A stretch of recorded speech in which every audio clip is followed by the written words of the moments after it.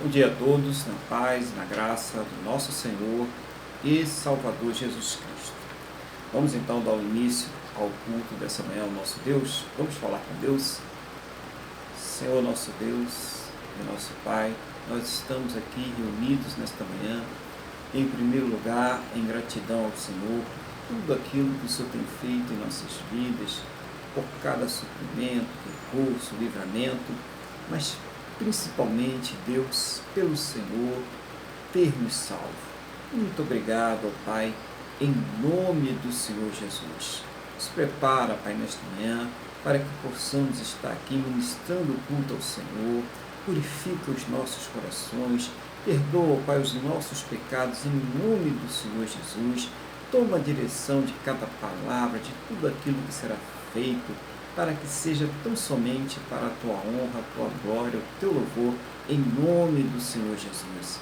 Abençoa este lar que está participando conosco, visita as suas necessidades, cuide de cada um deles, seja o Senhor provendo a Tua salvação sobre estas vidas, em nome do Senhor Jesus. Entrega todos nas Tuas mãos, toma nas Tuas mãos agora, Pai. É o que nós te pedimos, Senhor, já entregando este culto, as nossas vidas, famílias, casas e a todos nas Tuas santas e gloriosas mãos, em nome do nosso Senhor e Salvador Jesus Cristo. Amém. E graças a Ti, nosso Deus e nosso Pai. Amém.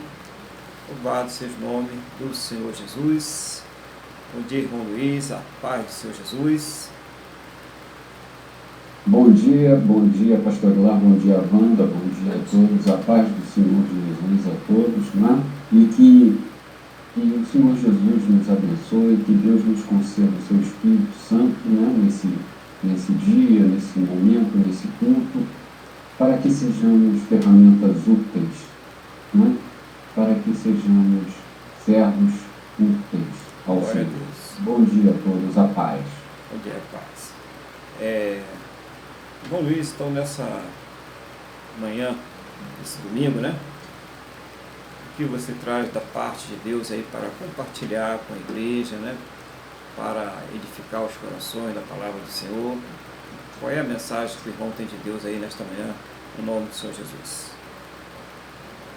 Amém, pastor. Em primeiro lugar, dizer que estava com saudade, né? Que agora passaram as eleições, né? Essa questão de eleição, né? E vamos voltar à nossa rotina, graças a Deus. Não é isso? Faz falta, né? Eu trago para... Oi, pastor? Faz falta, né? O culto aí, domingo, a gente está aí. A gente se habitua. Glória a Deus. Eu vou trazer para nós aí, Deus botou no meu coração já há alguns dias, o Salmo 19. Salmo 19. Então, Salmo 19, eu vou ler até o final. E esse salmo, ele, pelo título da minha Bíblia, né? Ele fala a excelência da criação e da palavra de Deus. Mas tem os versículos nesse salmo, que eu vou, depois que ler, eu vou ressaltar, que são muito importantes. Que fala, ele na verdade, no fundo deles, na minha opinião, eles mostram um pouco a rebeldia do ser humano, né? Mostram muitas coisas importantes, né? E principalmente nesse diz, a excelência da palavra de Deus, né? Então, eu vou fazer a leitura do Salmo, Salmo 19, fazer a leitura do Salmo inteiro, ele não é grande. A excelência da criação e da palavra de Deus. Os céus proclamam a glória de Deus e o firmamento anuncia as obras das suas mãos.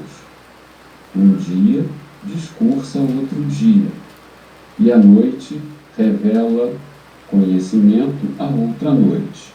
Não há linguagem nem há palavras, e deles não se ouve nenhum som. No entanto, por toda a terra se faz ouvir a sua voz e as suas palavras até aos confins do mundo. Aí pôs uma tenda para o sol, o qual, como noivo que sai dos seus aposentos, se regozija como herói a percorrer o seu caminho. Principia numa extremidade dos céus e até a outra vai seu percurso, e nada foge ao seu calor.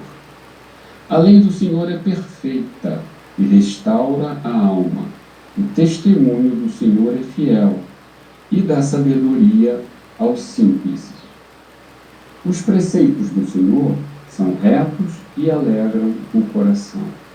O mandamento do Senhor é puro e ilumina os olhos.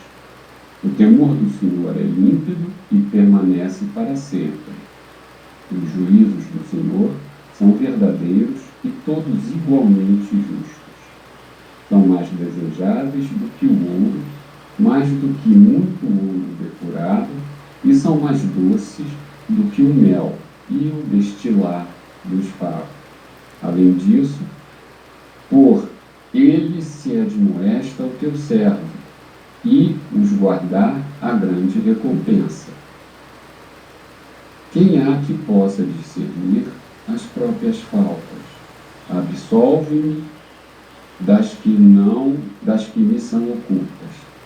Também da soberba guarda o teu servo, que ela não me domine. Então serei irrepreensível e ficarei livre da transgressão.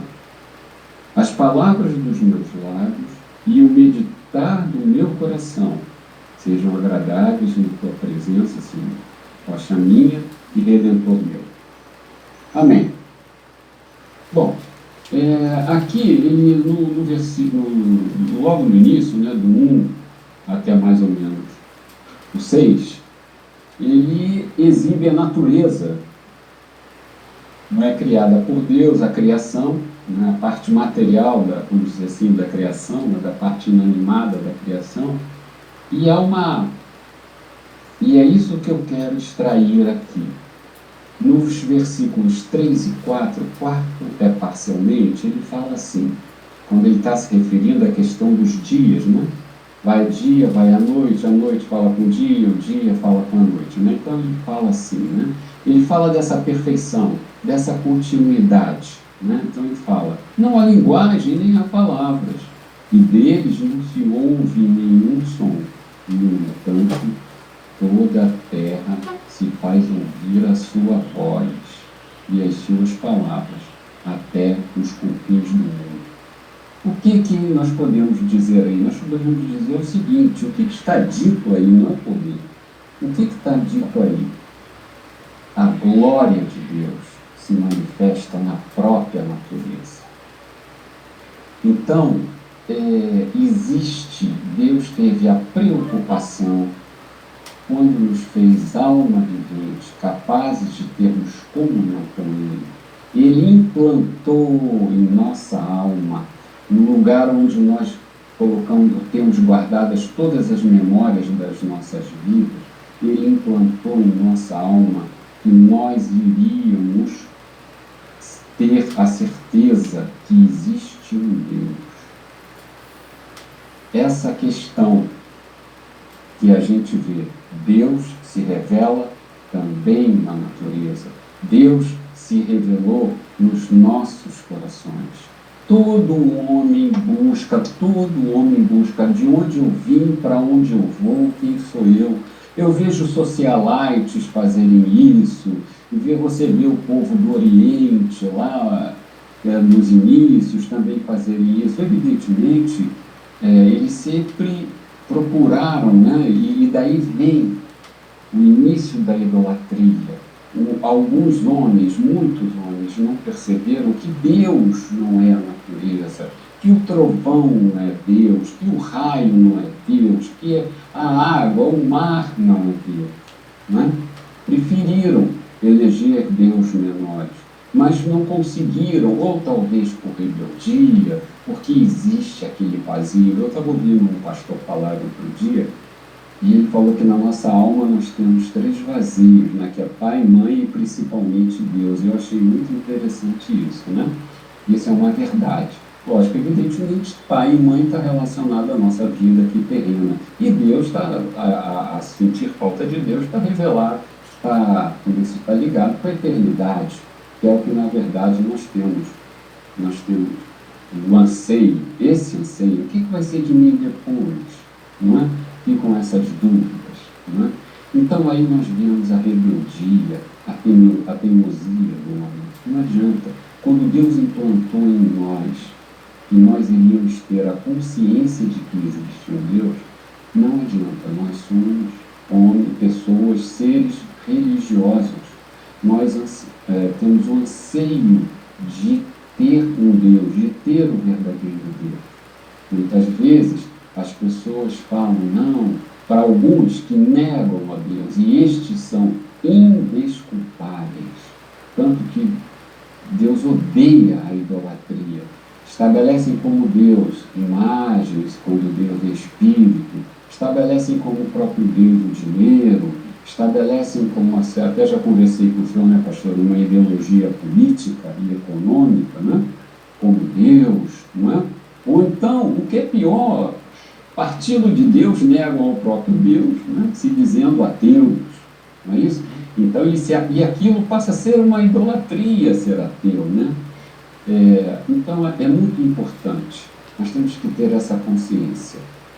Não existe, nem para o índio que está lá na Amazônia, ele é indesculpável. Todos nós ansiamos a Deus. Não sei o que será, não tenho resposta para isso, mas certamente não é idolatrando o trovão, não é idolatrando o rio, não é idolatrando a floresta que nós vamos alcançar a Deus.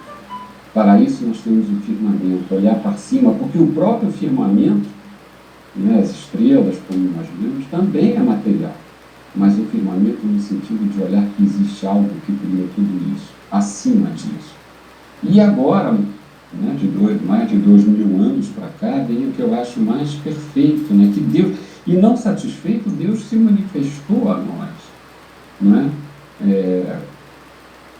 Em Jesus Cristo. Deus se manifestou em Jesus Cristo a nós, o Filho dele. Então não há conversa. Precisamos ter em mente que Jesus não é história da carochinha. Jesus existiu. Os milagres que ele fez existiram. A morte e ressurreição dele existiu. E também a sua ascensão aos céus também existiu. E isso dá um desespero às pessoas que não acreditam, que não querem saber dessa verdade. Então não há desculpa, portanto somos indesculpáveis. E aqui tem a palavra de Deus, que além de ser a verdade e tudo mais, é uma medicina, é sabedoria para nossas almas. E vem aqui no versículo 7, nos versículos 7 e 8, ele fala: a lei do Senhor é perfeita e restaura a alma, ou seja, o bem que faz a nossa alma, não é isso? Como ela nos acalma, como ela nos traz a realidade, como ela nos ajusta, como ela insere em nós misericórdia. E depois vem: o testemunho do Senhor é fiel e dá sabedoria aos simples. Quanta sabedoria tem um homem que teme a Deus, que respeita, que tem um amor a Deus, que muitas vezes obedece até sem entender, mas ele é sábio, porque acaba pelo temor obedecendo. E vem: os preceitos de Deus, os preceitos de Deus são retos e alegram o coração. Ou seja, aqui eu entendi essa alegria, alegrar o coração, de estar em paz. Né? Não a paz porque aceitou Jesus, mas a paz porque mesmo você cumprindo a lei de Deus sem saber, Jesus falou, se possível, estejam em paz com todos. Né? Então, se você, mesmo sem saber obedecer à lei de Deus, você vai ter uma paz por aqui. Lógico, evidente que aflições, Jesus falou que nós vamos ter, mais dentro de nós, além da paz que transcende todo o impedimento, nós vamos ter uma paz aqui, terrena. É mais ou menos assim, quando você viaja para outro país, não é? E vai dirigir naquele país, se você, como é que eu vou dizer assim, se você obedecer a lei de trânsito com bom senso, mesmo não conhecendo os detalhes da legislação de trânsito daquele país, você provavelmente não vai infringir lei nenhuma, você não vai ser penalizado por nada, né? Então, essa questão da alegria, né? Dessa questão de você conhecer, de você temer, né? Ela te dá uma vida com alguma tranquilidade que os outros não têm, porque não tem referência nenhuma. E por fim, fala que o mandamento do Senhor é puro e ilumina os nossos olhos. Esse iluminar os olhos, eu fui ver em outra versão, fala que nos dá discernimento, abre a nossa mente. Como é que se diz? Há muitos anos atrás, eu tinha um colega, né? E, meu Deus, o cara era do lado negro da força, né? Vamos falar assim, de brincadeira, né? Ele só está envolvido com gente ruim, não sei o que lá. E eu vivia no pé dele. E um dia Deus falou: escuta, olha, eu criei ele, quem sabe ele vai ser salvo ou não? Por que você persegue tanto esse cara? Não é você que vai mudar o cara, né? E eu achei muito interessante aquilo. Aí eu passei a ver que nós temos que respeitar a todos, porque todos nós fomos criados por Deus. Não é? Todos nós não temos que respeitar ao próximo, a liberdade do próximo. Não é isso? Por quê? Porque todos Deus criou. Deus ama a todos. Agora, evidentemente, ele tem um amor mais especial, porque eles, aos que aceitaram Jesus como Senhor e Salvador, ele os fez filhos. Não é? E a estes outros, sim, passarão por julgamentos e está escrito que vai acontecer. Não é isso? Mas nós temos o advogado, que é Jesus. Por fim, para terminar, o versículo 14 fala uma coisa que eu acho muito bonita, e esse tem que ser, ali resume muitas coisas, né? Fala assim: as palavras dos meus lábios e o meditar do meu coração sejam agradáveis na tua presença, Senhor, rocha minha e redentor meu. Ou seja, quando nós vivemos em temor e conhecemos a palavra, isso vai nos encher de tal maneira que isso daqui é o temor implantado no nosso coração. Não o temor medo, mas é o temor medo, respeito e amor, não é? Reverência, não é o temor, foi-se colocado nessa palavra, mas não é só isso, é medo, temor, respeito e reverência. Não é? Essas três coisas concentradas só numa palavra.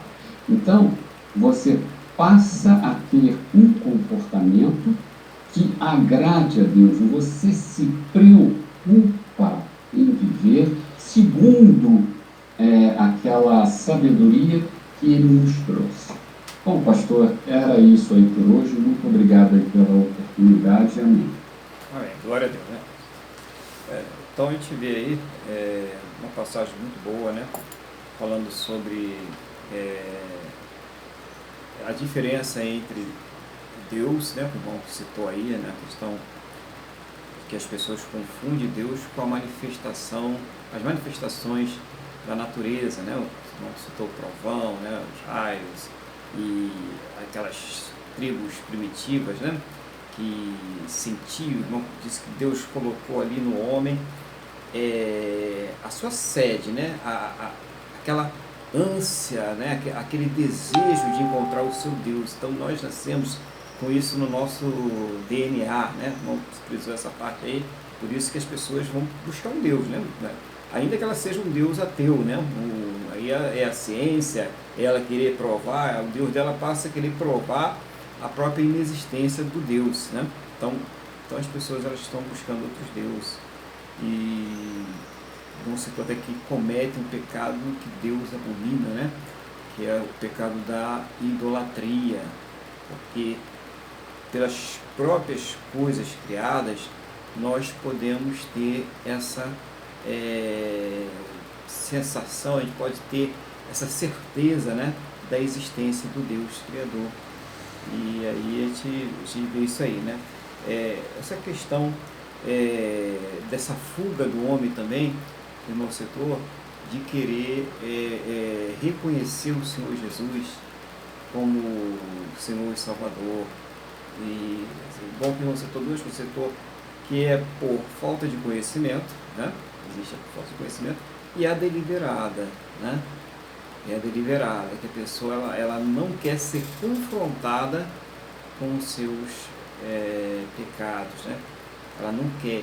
E é interessante, quando o irmão falou isso, eu pensei numa coisa aqui, que é a questão que a pessoa não só ela não quer, como ela também não quer que os outros queiram, né? O irmão reparou essa questão?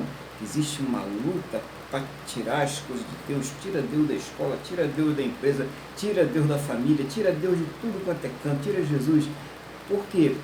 Porque quando você tem esse temor do Senhor, que o irmão citou lá no final, né? esse respeito, né? Essa reverência, essas palavras que o irmão usou para falar sobre isso, você não se curva a mais nenhum Deus, né? Nem que sejam os deuses que as pessoas não reconheçam como dinheiro, né? e uma pessoa, né? Um sentimento, um vício, né? Tem vários tipos de deuses aí, né? Todos falsos, né? Mas um só é o verdadeiro. Mas quando você conhece o Deus verdadeiro, você não se curva, você não reconhece mais nenhum Deus falso. É interessante esse temor, essa reverência, quando você reconhece que a palavra de Deus, ela vai te restaurar. Então falou coisas interessantes sobre essa questão, que a pessoa que ouvir essa mensagem aí depois, né, quem vai ver o vídeo depois, pensar direitinho sobre isso, né, a questão da restauração através da palavra, né, da lei, dos preceitos, dessa paz que somente Deus ele pode nos dar. Então, essa pessoa está aí, interessante. E depois citou a questão do seu amigo, né, de um relacionamento direto que você tinha com a pessoa que fazia parte das Forças Armadas do Mal, né? Vamos dizer assim, né? As Forças Armadas do Mal, ele fazia parte ali do Exército do Mal.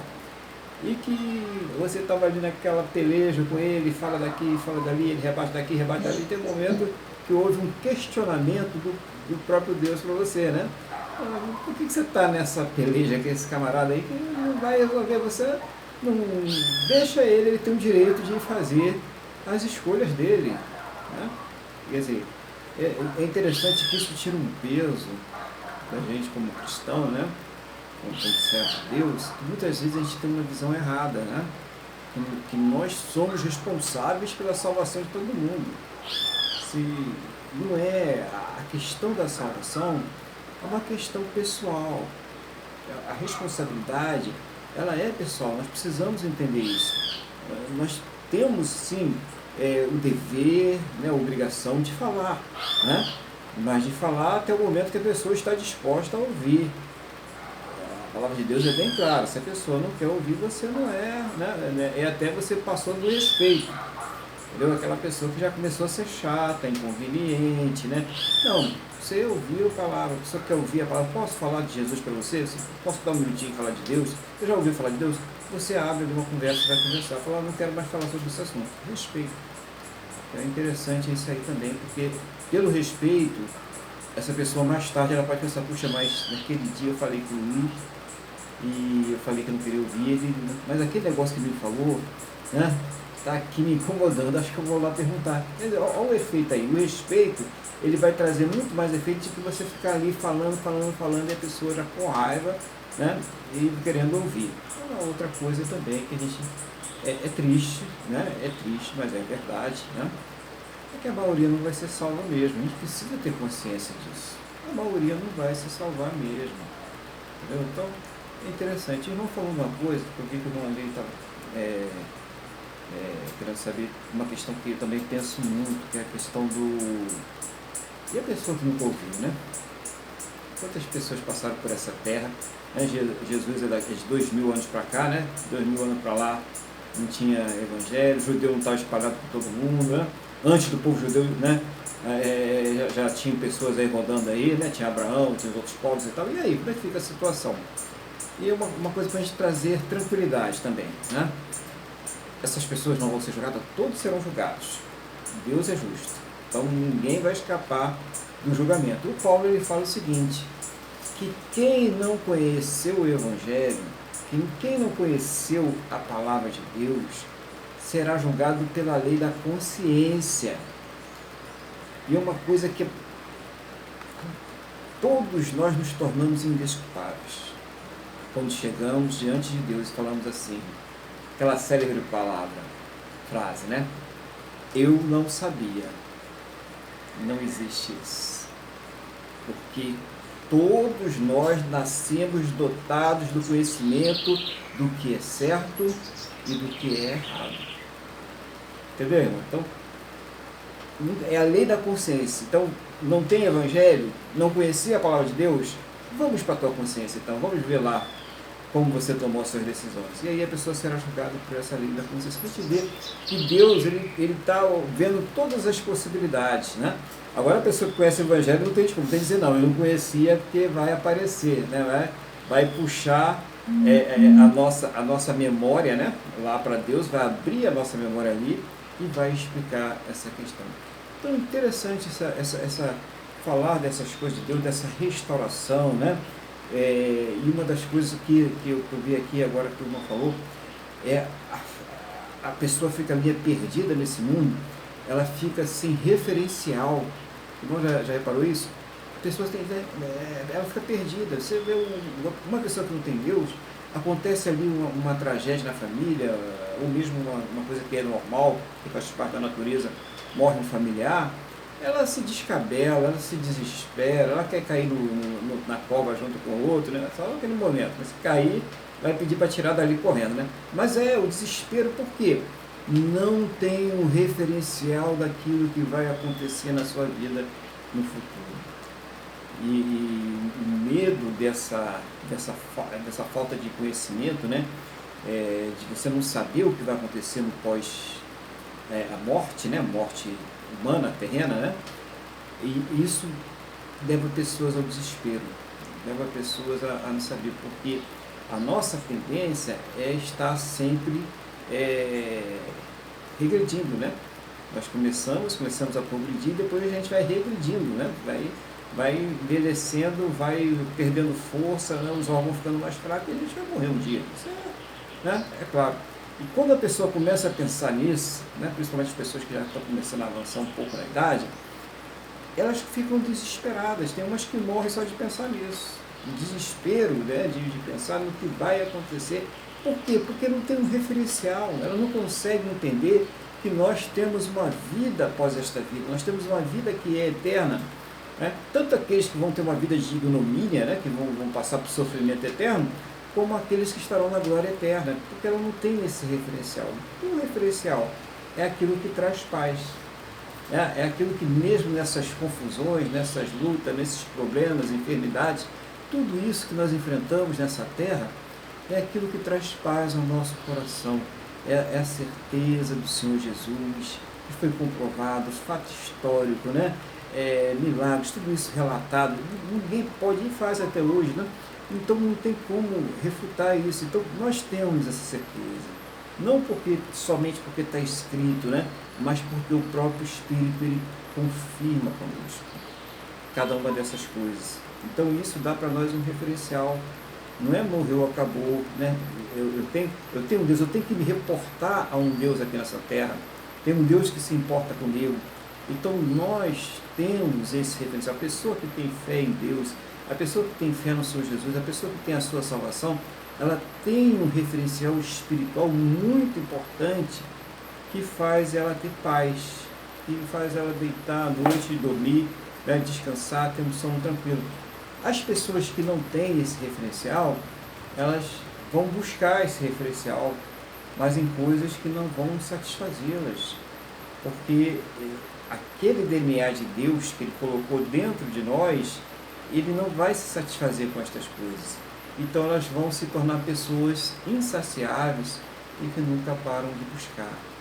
Então esse Salmo 19 é muito interessante, porque ele mostra essa natureza de Deus e os efeitos daqueles que recebem em si essa natureza, que se entregam a essa natureza de Deus, que hoje é feito através do nosso Senhor e Salvador Jesus Cristo, né? Deus ele facilitou esse caminho para nós através do Senhor Jesus, para que a gente pudesse ter acesso a Ele. Quer dizer, acabou todos aqueles rituais, sacrifícios, né? Cerimoniais. Não, tira isso tudo agora, é Jesus. Caminho é Jesus. Então, é muito bom. Que Deus continue usando aí o irmão na palavra, né? Trazendo essa palavra aí para edificar aí as nossas vidas aí, em nome do Senhor Jesus. Amém? Glória a Deus. Vamos fazer um louvor ao nosso Deus agora, em nome do Senhor Jesus?